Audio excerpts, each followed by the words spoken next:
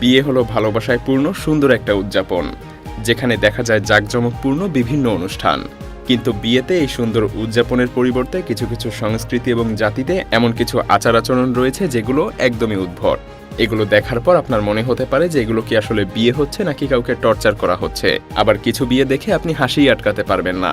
আজ আমরা দেখতে চলেছি পৃথিবীর বিভিন্ন প্রান্তের কিছু দেশ এবং সংস্কৃতির বিয়ের এমন সব অদ্ভুত রীতিনীতি। তো চলুন শুরু করা যাক। কম্বোডিয়া দক্ষিণ পূর্ব এশিয়ার একটা ক্ষুদ্র দেশ কম্বোডিয়া। কুরুং উপজাতি কম্বোডিয়ার অনেক উপজাতিগুলোর মধ্যে একটা, কিন্তু এই কুরুং উপজাতি তাদের বিয়ের বেশ কিছু অদ্ভুত রীতিনীতির জন্য বেশ আলোচিত হয়। এই উপজাতির কোনো মেয়ে যখন বিয়ের বয়সে পৌঁছায় তখন বাধ্যতামূলকভাবে তার পিতাকে জঙ্গলের মধ্যে একটা বিশেষ কেবিন তৈরি করতে হয়, আর এটাকে বলা হয় ভালোবাসার কেবিন। এই কেবিনটা মূলত একজন মেয়ের জন্য তার আদর্শ জীবনসঙ্গী খুঁজে পাওয়ার জন্য একটা ব্যক্তিগত স্থান। একবার কোনো মেয়ে কোনো ছেলেকে তার যোগ্য হিসেবে খুঁজে পেলে সেই ছেলের আর অন্য কোনো উপায় থাকে না, তখন তাকে সেই মেয়ের প্রস্তাবই গ্রহণ করে তাকে বিয়ে করতে হয়।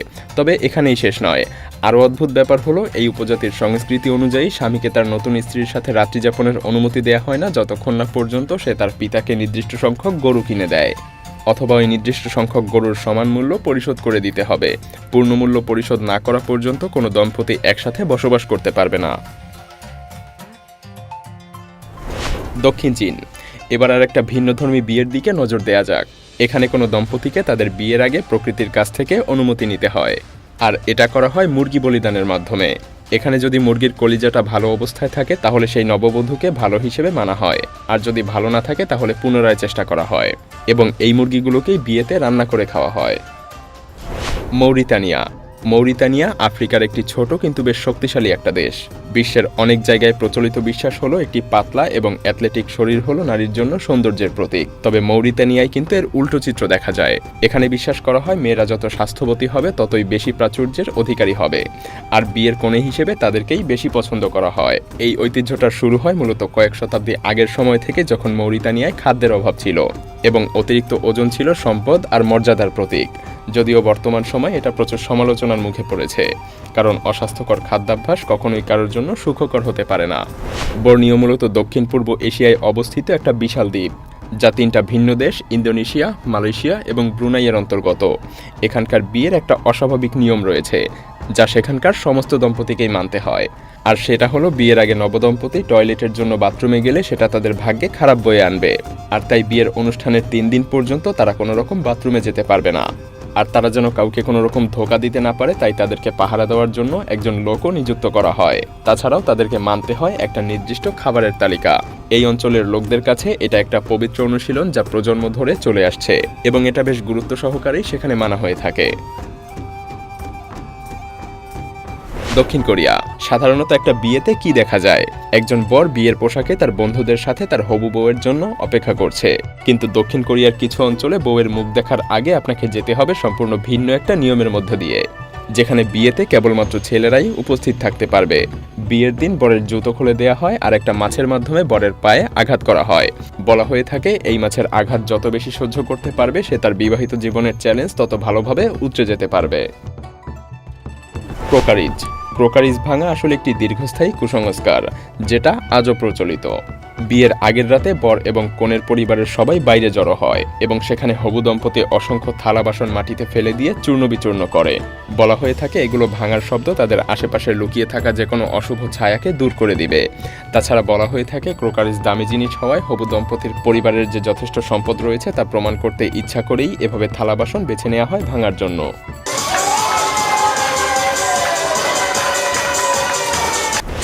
চীন এমন একটা দেশ যারা তাদের ঐতিহ্য সংরক্ষণে বেশ যত্নশীল, আর তাদের এই ঐতিহ্যের একটা অংশ হলো বিয়ের পুরো 1 মাস ধরে কনেকে প্রতিদিন একবার করে কাঁদতে হয়। এরপর প্রথম 10 দিনের পরে তার সাথে তার মাকেও যোগদান করতে হয়, এবং আরও 10 দিন অতিবাহিত হওয়ার পরে তার দাদিকেও যোগদান করতে হয়। এমনকি বিয়ের দিন আসা সকল অতিথিদেরকেও হবু দম্পতি এবং তার পরিবারের উদ্দেশ্যে অশ্রু বিসর্জন দিতে হয়। ভেবে দেখুন আপনি বিয়ে করতে যাচ্ছেন, এমন সময় বিয়ে বাড়িতে একটা লোক হাতে এটা নিয়ে আপনার দিকে এগিয়ে আপনাকে মুখ হাঁ করতে বলল। আপনি নিশ্চয়ই অবাক হয়ে যাবেন যে হচ্ছেটা কি। আসলে বালিতে বিয়ের অনুষ্ঠানের একটা অংশ হিসেবে বর এবং কনের একটা করে দাঁত তুলে ফেলা হয়। হ্যাঁ, আপনি ঠিকই শুনছেন, একটা পুরোপুরি সুস্থ এবং ভালো দাঁত তুলে ফেলা হয় বর এবং কনের আত্মার উন্নতি সাধনের জন্য। বালির সংস্কৃতিতে এটা বিশ্বাস করা হয় যে মানুষের দাঁত সব ধরনের কামনা বাসনা, লোভসহ বিভিন্ন ধরনের খারাপ জিনিসের চিহ্ন। তাই বিয়ের সময় বর এবং কনের একটি করে দাঁত তুলে এই খারাপ গুণগুলোকে তাদের থেকে মুক্ত করে দেয়া হয়। কনের উপরে থুথু দেয়া। বিয়ের এই রীতিটা সম্পর্কে জানলে আপনার হয়তো গা গুলিয়ে যাবে। তানজানিয়ার কিছু কিছু গোত্রে বিয়ের একটা নিয়ম হিসেবে বাবা তার বিয়ের পিঁড়িতে বসা মেয়ের মাথায় এবং বুকে থুথু দেয়।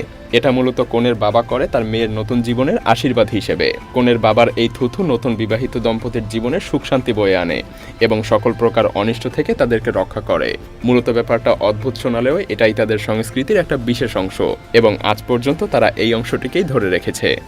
এদিকে হিমালয়ে বিয়ের জন্য এমন নিয়ম রয়েছে যেখানে বরকে কনের প্রতি ভালোবাসা প্রকাশ করার জন্য অনেক বিপজ্জনক আর সাহসী কিছু করতে হয়। উঁচু পাহাড়ে ওঠা থেকে শুরু করে খরস্রোতা নদী পার হওয়া। এর মাধ্যমে কনের প্রতি ভালোবাসার পাশাপাশি বর এটা প্রমাণ করে যে সে কনের জন্য যে কোনো কিছু করতে রাজি। আমাদের দেশে তুলে নিয়ে গিয়ে বিয়ে করাকে যেভাবে দেখি, কিরগিজস্তানে ঠিক এই নিয়মটাই বিয়ের নিয়ম হিসেবে প্রচলিত। অদ্ভুত এই বিয়ের নিয়মে বর তার পছন্দের কনেকে যেখানে দেখতে পায় সেখান থেকেই তুলে তার বাড়িতে নিয়ে গিয়ে বিয়ে করে ফেলে। যদিও এটা বিলুপ্তপ্রায় একটা রীতি, তবে কিরগিজস্তানের কিছু কিছু অংশে এখনও এটার চর্চা করা হয়। সেখানকার মানুষেরা এখনও এটা বিশ্বাস করে যে বিয়ের দিন কনের চোখ থেকে পড়া কান্নার পানি তার বাবা মায়ের জীবনে সুখ বয়ে নিয়ে আসে। যদিও 1991 সালে সরকার এই প্রথাটিকে নিষিদ্ধ ঘোষণা করে, কারণ এটা নারীদের অধিকার হরণের মতো একটা কর্মকাণ্ড। তবে এখনও কিরগিজস্তানের কিছু কিছু অঞ্চলের মানুষেরা এই রীতিটি এখনও অনুসরণ করে আসছে। সাধারণত বিয়ের প্রথম রাতে নববিবাহিত দম্পতিদেরকে অনেক প্রাইভেসি দেওয়া হয়। তাদের কাছে বিবাহিত জীবনের প্রথম রাতকে একটা বিশেষ রাত মনে করা হয়, আর সঙ্গত কারণেই এই রাতটি তারা দুইজনে ব্যক্তিগতভাবে কাটায়। কিন্তু আফ্রিকার কিছু অঞ্চলে একটা অদ্ভুত নিয়ম রয়েছে। বিয়ের প্রথম রাতে বরকনের সঙ্গে গ্রামের একজন বৃদ্ধ লোক অথবা বর বা কনের একজন বৃদ্ধ মা থাকে। সাধারণ দৃষ্টিতে দেখলে হয়তো আপনার আমার কাছে ব্যাপারটা অনেকটাই অসঙ্গত মনে হতে পারে, কিন্তু হাজার হাজার বছর ধরে তারা এই রীতিই পালন করে আসছে। স্কটল্যান্ডের একটি সমৃদ্ধ সংস্কৃতি রয়েছে। এদের মধ্যে অদ্ভুত একটি রীতি অনুসরণ করা হয় বিয়ের ক্ষেত্রে। বিয়ের দিন আত্মীয় স্বজনের দুধ, নষ্ট হয়ে যাওয়া খাবার, কাদামাটি সহ যা সামনে পায় তা সবকিছুই বরের গায়ে মাখিয়ে দেয়। এই রীতির পেছনের যৌক্তিকতাটা হলো এর মাধ্যমে বরের শক্তি সামর্থ্য এবং বিয়ের প্রতি তার প্রতিশ্রুতি পরীক্ষা করা হয়। এতেই শেষ নয়, গায়ে এসব মাখানোর পর বরকে পুরো গ্রাম ঘুরে আসতে হয়, সাথে থাকে তার আত্মীয় স্বজন। গ্রামবাসীরা সকলে বরের এই অবস্থা দেখে তাকে বাহবা দেয়।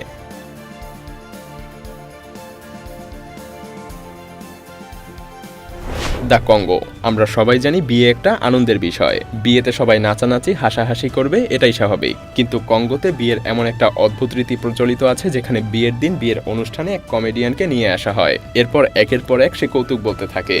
অনুষ্ঠানে উপস্থিত সবাই হাসতে পারলেও বর এবং কনের জন্য হাসা একদমই নিষেধ করা থাকে। এর মাধ্যমে আসলে নতুন তৈরি হওয়া সম্পর্কের প্রতি তাদের সিরিয়াসনেস পরীক্ষা করা হয়। ফ্রান্সের নতুন বিবাহিতদের একটা অদ্ভুত রীতি মেনে বিয়ে করতে হয়। এটাকে সিঙ্গেল জীবনকে কবর দেয়া বলা হয়। মূলত এতে বর তার জীবনের সমস্ত মনে রাখার মতো স্মৃতি বিজড়িত জিনিস, যেমন ছবি, চিঠি, কোনো গিফট ইত্যাদি সবকিছু এক জায়গায় করে। তারপর তার বন্ধুরা মিলে সেগুলোকে একটা কফিনে ভরে মাটি খুঁড়ে কবর দেয়। এখানেই শেষ নয়, নতুন বিবাহিত দম্পতির প্রথম বাচ্চা হওয়ার পর সেই কফিনটিকে আবারও মাটি খুঁড়ে উপরে উঠানো হয়। বর তার পুরনো স্মৃতি বিজড়িত জিনিসগুলোকে আরও একবার দেখতে পায়। এর মাধ্যমে মূলত বোঝানো হয় অতীতকে ধরে রেখেও ভবিষ্যতের দিকে এগোনো সম্ভব।